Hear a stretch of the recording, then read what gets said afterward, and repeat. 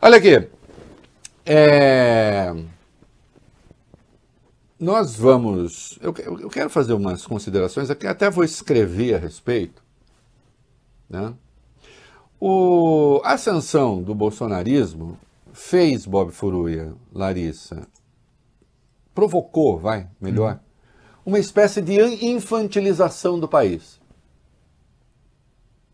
Porque a cegueira ideológica, ela é uma forma de infantilização também.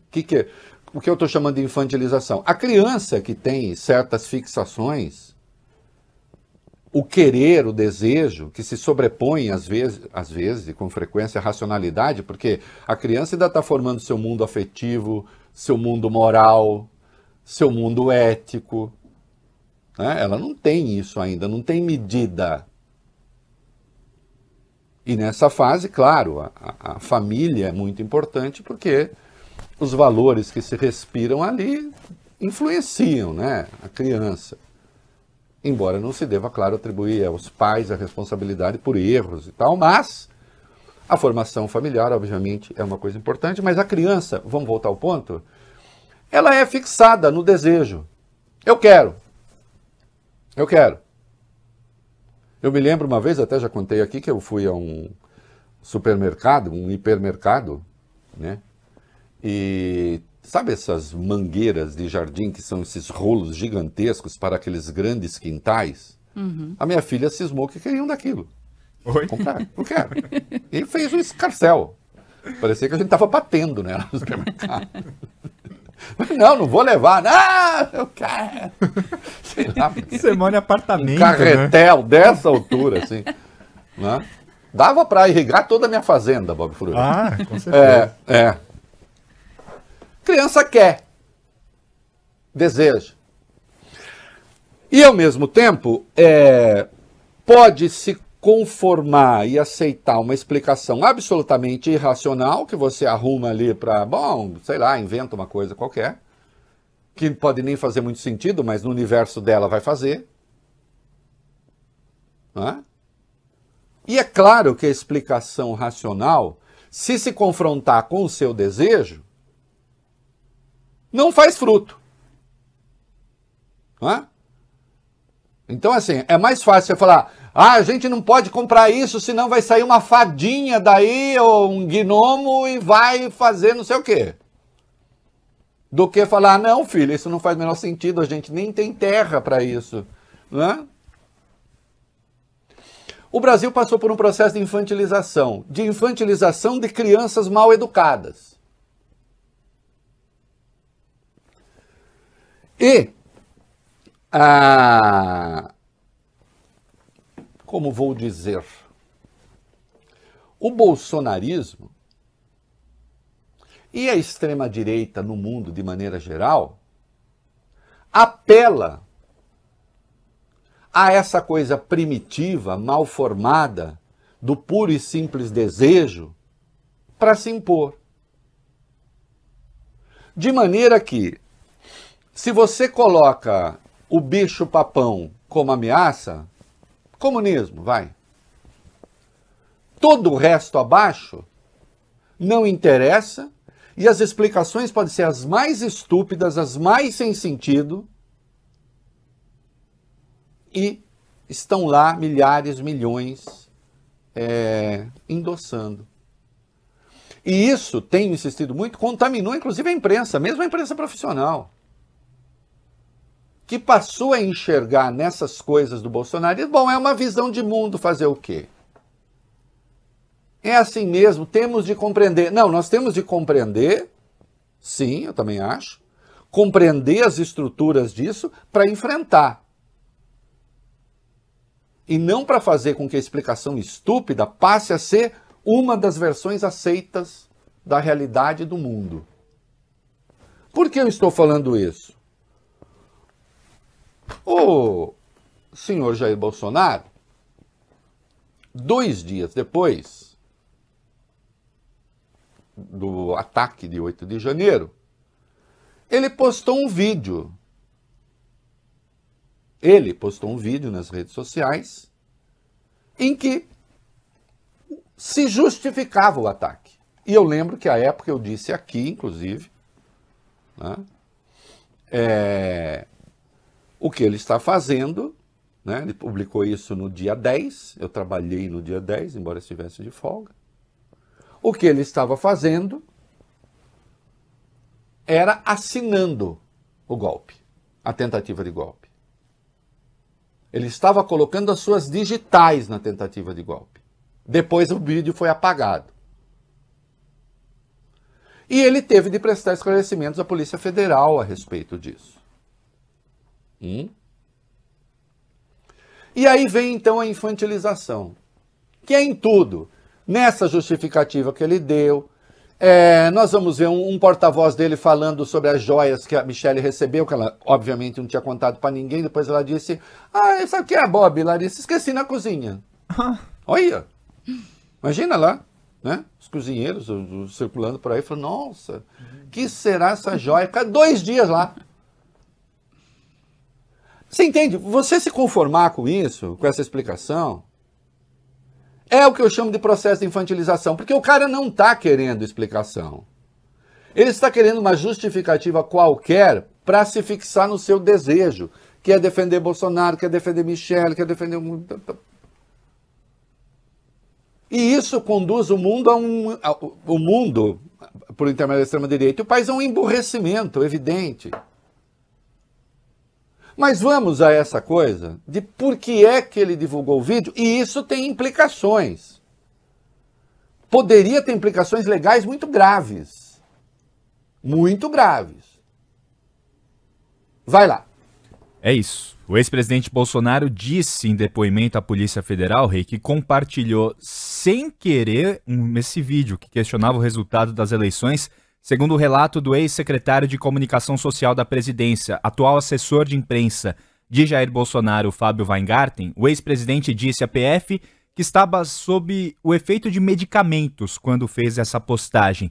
Bolsonaro estaria se recuperando de um, aspas, tratamento com morfina. Aí, segundo o assessor, Bolsonaro teria se confundido. Ele iria guardar esse vídeo para assistir mais tarde, mas acabou postando por engano. Isso é o que disse Fábio Weingarten. Lembrando que a oitiva foi determinada pelo ministro Alexandre de Moraes do Supremo, que atendeu a um pedido da Procuradoria-Geral da República. Bolsonaro foi indagado pelos investigadores justamente sobre essa postagem do dia 10 de janeiro, sobre a qual você falou agora, Rei. É um vídeo dizendo que o Lula não teria tido votos e que quem teria elegido, né, teria feito o Lula vencer, teria sido o TSE e STF, o que são 2 fake news. A gente separou para vocês agora. Depoimento do Bolsonaro durou 3 horas mais ou menos na sede da PF em Brasília, das 8h45 até as 11h20 da manhã.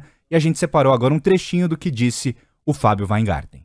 Referida postagem, objeto do depoimento de hoje, acontece poucas horas, poucos momentos após a saída dele do hospital, altamente debilitado, altamente medicado, e a postagem, a mecânica de postagem na plataforma do Facebook se dá com meros 2 cliques no ícone, no botão compartilhar. A gente juntou ao depoimento o vídeo ilustrativo de como se dá referida postagem.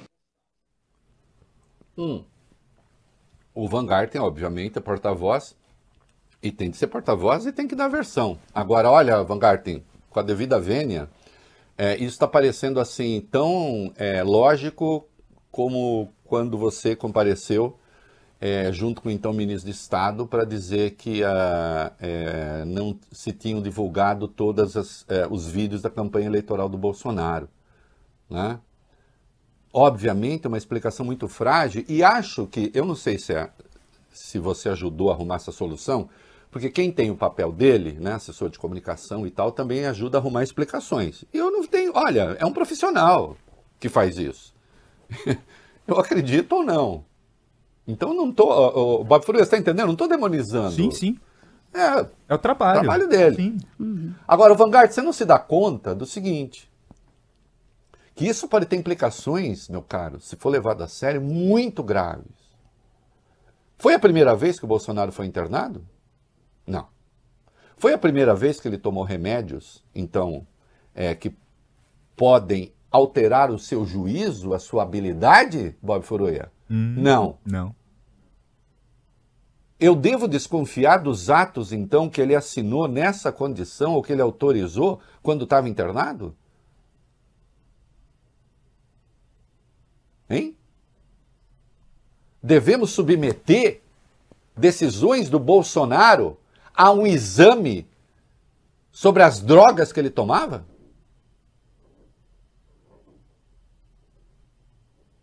Você se deu conta disso, cara? É muito grave isso.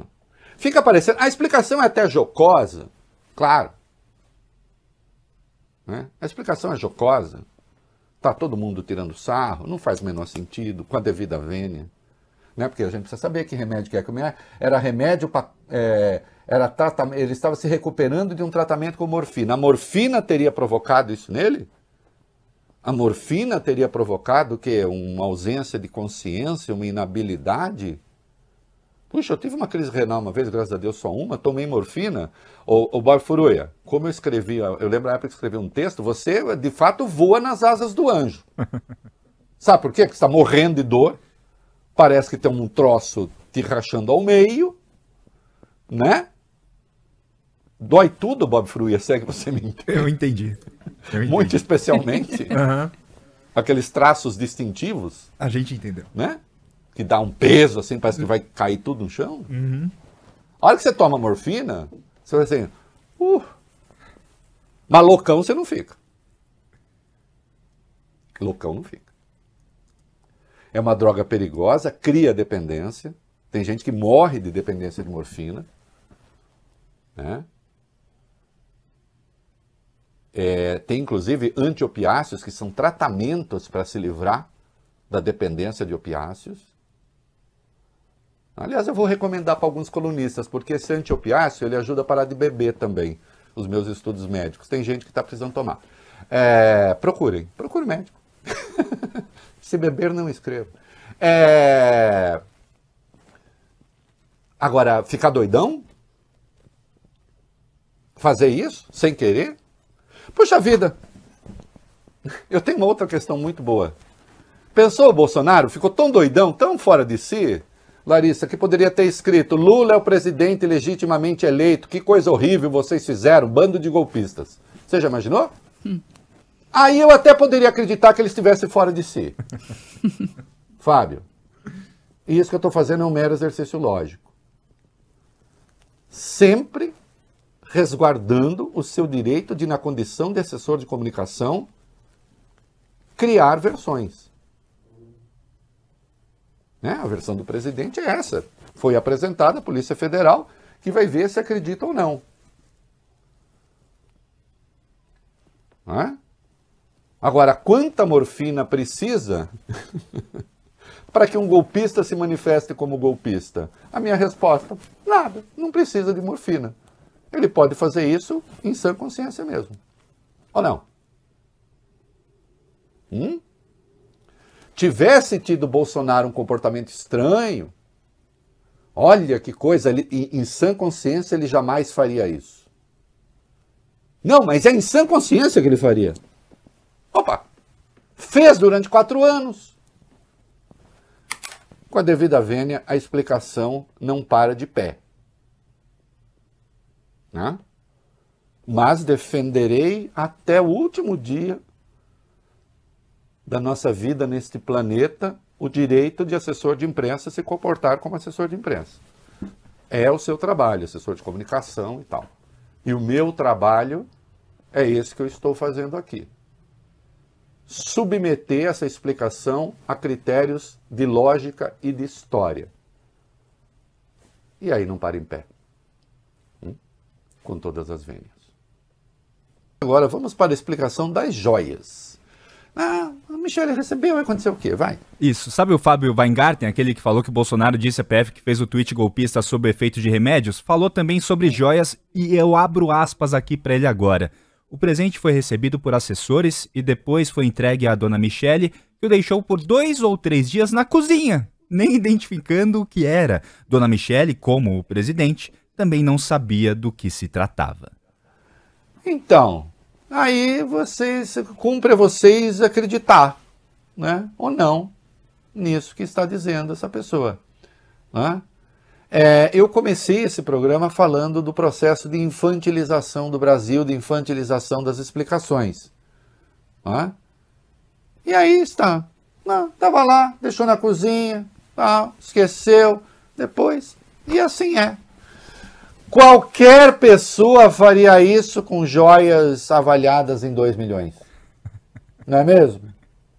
Qualquer pessoa. Isso é muito normal, acontece todo dia.